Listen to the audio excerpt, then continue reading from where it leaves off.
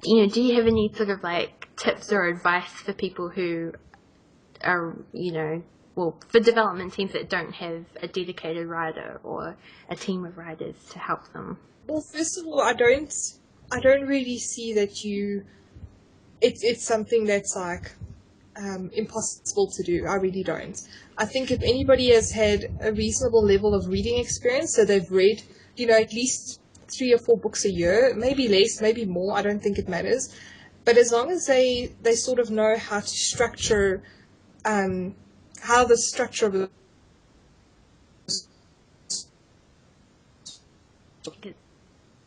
It's good. goes, then I won't even say we do, I just start and write. And I started reading about story arcs and character arcs, and to be honest, it confuses the living daylights out of me. So, I was like, what are all these things? I just want to write a story. So I think the biggest thing is not to be inhibited by... Can you still hear me? Yeah, yep. Okay, sorry, I've got a big internet connection problem thing here going up, okay. The biggest thing is not to be inhibited by thinking that you can't do it.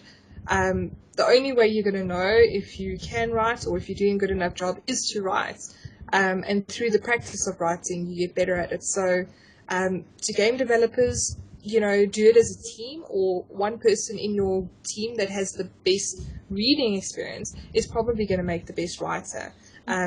But also maybe don't just put it on one person's shoulder, because to me, as well, the biggest thing is to get feedback from other people. So if you have someone writing a basic, a rough draft, for example, then have the other members of your team read it over and go through it and see, does the actual whole concept make sense? Is there any way that we can broaden out in certain plot points or anything like that? But try and keep it tight, because, the biggest thing is to start with a strong core. And then if it still feels like it needs to be fleshed out, then you at least know that the core of it is solid, that, the plot makes sense, there's no big plot holes or anything. Yeah. And then you can embellish on it a little bit and add different things. Mm-hmm. I think that would be the best thing that I can say. Is there, like, when you're writing yourself, do you sometimes, when you're writing, you sort of feel things aren't working out, or there might be do you ever get like red flags sometimes when you're writing? Very much. My biggest red flag is when I sit down, because what I've actually taught myself to do outlines and stuff, because it tends to get rid of most of the writer's block that I used to experience, where you sit down and you don't have anything to write about. So you sort of plan your plot beforehand, do a little bit of character development before you even start your novel. See what is your character's major motivations and everything, what kind of person they are and everything. That already teaches you a lot about your story before you even write a single plot point, Then you sort of do a rough scheme, so you know what's going to happen here and how it's going to end, sort of thing. Some of the major points in the middle. And then you basically, actually, let me rather say, I use something called the snowflake method. So if anybody that is a writer out there wants to look into it, please do. You just Google snowflake method for writing. You should come across a very interesting webpage that puts it in detail. It's basically starting from a single line, your core, plot, and then broadening it out until you basically end up with something like an 8-page skeleton of your story. Yeah. And it's a very good point to start, because you basically then have individual scenes already worked out before you start writing. Mm-hmm. And what happens to me, if I get to a scene and it's not happening, I can't write it, then I know there's something in the scene that there's a problem and I have to sort it out. And with my latest one, The Seventh Glitch, I actually had that 2 or 3 times where I couldn't write a scene, and I just, it felt like writer's block. And then I went over the scene in my mind, and I realized there was a major plot point that hadn't been worked out properly, or something that I'd written earlier had subtly changed the whole, flow of the story. And I had to sort that out before I could carry on writing. So I think that's your biggest red flag, is if you've got this whole thing planned out and you start writing and you get to a point where you can't anymore, that's your subconscious telling you something is starting to unravel and you need to sort it out. Sometimes it means restarting from scratch because of something you haven't thought about, but that's good, because at least you don't get to like the end of the whole story and there's all these little holes that you haven't that you've just ignored until you get to the end, and then kind of screw. You have to start from scratch. So.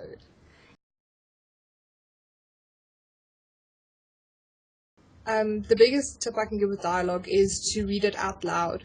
And even better, to have someone else read it to you. So, for example, give Naz the dialogue and tell him to read it to you. And when you hear it from someone else's voice, how they're, doing the punctuation, the intonation, everything, I promise you, you'll have so many light bulbs going off. You'll realize, no, that character sounds off, or he shouldn't be saying it like that, or whatever. Because to me, dialogue is very important. The realism has to be very, very important. And I think if you've done your character development right, like this person is very logical, very, very straight and narrow, and you already kind of know the kind of dialogue they're going to use. This person is much more creative and a free spirit, and they're going to talk completely differently. In fact, they're going to have a completely different train of thought to the logical-minded one. I probably do it too bad. I probably have terrible cliches in my dialogue, but to me, it at least means that I've got the characters don't sound the same, and I think that's the biggest thing that you can use. You have to give them each their own voice. I even go to the point of saying this character says awesome and this character just says good. That this character will never say the word awesome because it's not in their vocabulary. That's the biggest thing. So I actually work out the little vocabulary charts for each of my characters. And when I'm doing my third and final revision, I'll just make sure that this guy doesn't suddenly start saying damn when he always says blast or something like that. It's little things, but to me it helps concrete that character in a reader or a player's mind. That's what I was going to ask you about, is how do you because you're like with Corrupted Sun, it's just one person writing all those different characters, and they all had distinguishing, like they never really seemed like this. They never seemed the same. They were so different. So I guess just ask how do you go about that, which you've kind of already answered, but Well, like I said, I had a very the character development helps a lot. So in my mind, it's so terribly cliche, but I suppose you don't you kind of refine it before you put it to paper. So Jinx, for example, she's the typical badass female soldier. She's in my mind so stereotypical, but you try and add nuances before she reaches the page, so that in your mind that is what she is, but she's got all these little undercurrents that sort of differentiates her from the stereotype. But even if you start with different stereotypes, you can almost confirm that they're not going to sound the same or feel the same when you're playing the game or writing the book. But obviously you don't want it to be too bad because then people are like, oh, this is like every other character of this kind I've ever thought about. So you start off with like almost like a back in the, hopefully you'll know, but back in the day when you had those books we used to cut out dresses and stuff, so you have your little figure and then the paper dress and the shoes and whatever. So you start off with your stereotype and then you sort of add things and change things a little bit. So you have, or even an RPG, when you've got the different races, so you've got your elf, your dwarf, and your whatever, that's your stereotypes, but then, you add different personality traits to each of them, and then it starts differentiating them. So you have a dwarf, which is different to a human, which is different to an elf, but they're not so stereotypical once you actually get to writing them or, incorporating them into the game. That's helpful. That's helpful for me, because our game is quite it is a bit silly, but it's a sort of a weird thing because we're going for it's very cartoony, but there are some dark elements in it, and we're trying to and there's also a bit of a tone shift in the game as well, because we're sort of trying to set it up for the next game, which we've got like plans, so hopefully people like it enough that we can actually get to the end. But we're just trying to do that has been really hard for me, because I'm like, oh shit, I felt like everything's starting to sound the same, like the characters, they're all kind of a bit stupid and a bit there's lots of jokes and there's lots of humor in it. And I was just wondering, I've got to start.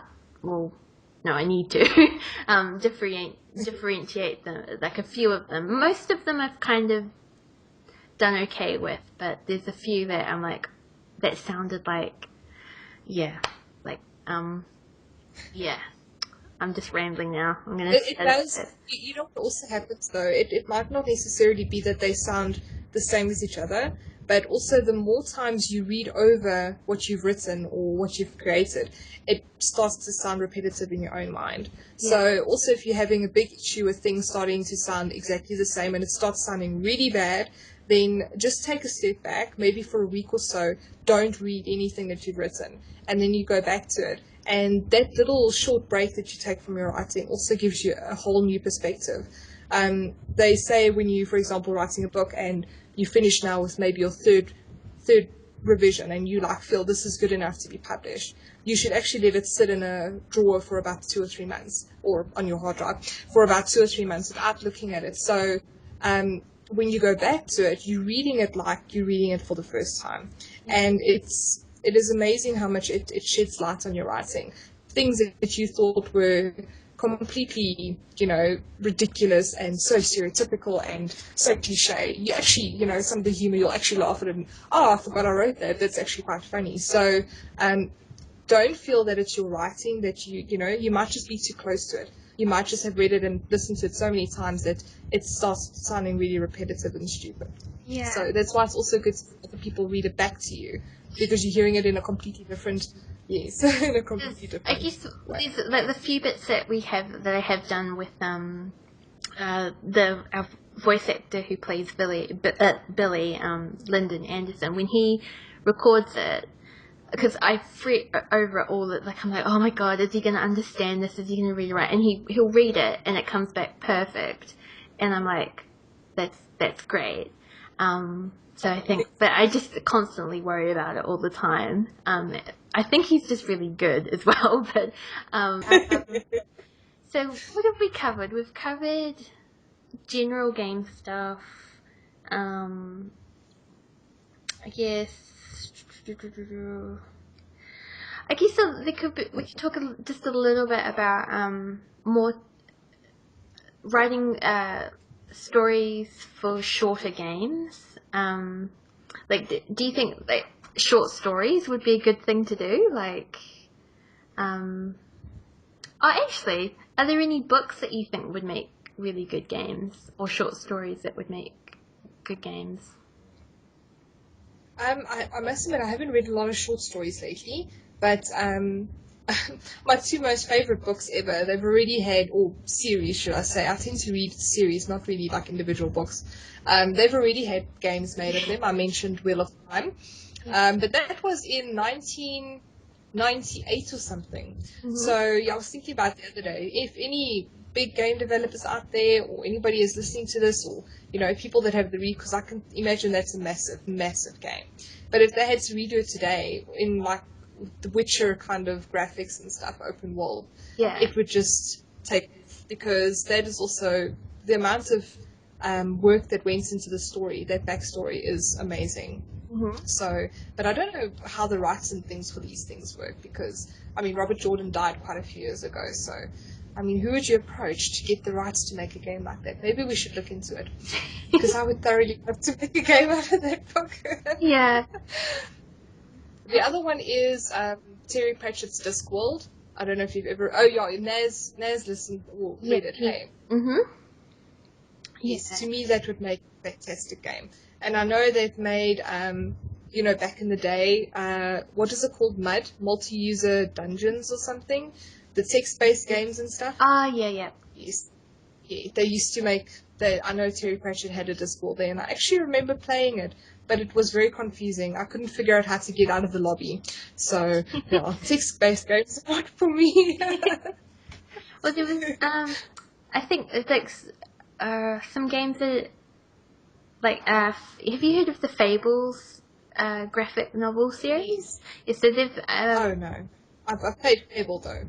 Okay. Well, there's a comic book, graphic novel series called Fables, which is like fairy tales set in real life kind of situations. They're a bit grimy, a bit dirty, and really interesting. They made a game of one of them, The Wolf Among Us, and I think it's sort of taken an episodic kind of format, I think. So that's like a shorter game, good story. There's also, have you played Child of Light? Child of Light, that's sort of, I guess it's sort of an RPG game, turn-based game. It's not a kid's game. It's got a nice art style to it, like it's 2D painterly kind of, and it's also a little bit platformery-ish. It's an alright game, but it's really short, and that's what I liked about it, was that it was a game I could finish in one night. I think there needs to be more games that are shorter, but with really good stories. Yeah.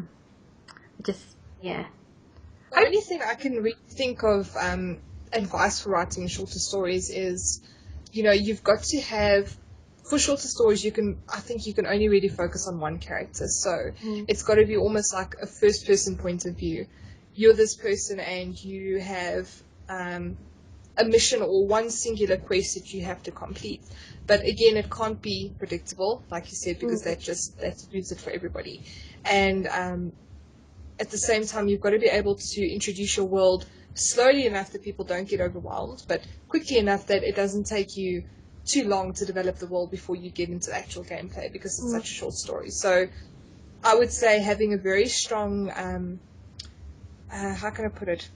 Not a twist, but yeah, I suppose you can call it a twist. You have one really good twist, and your story is very, very linear, but it has to be unique. It's got to be something that people say, "Wow, I've never thought about it before like that." So it tells a very short but very what's the word I'm looking for? No, I don't know, but you understand what I'm saying. Yeah.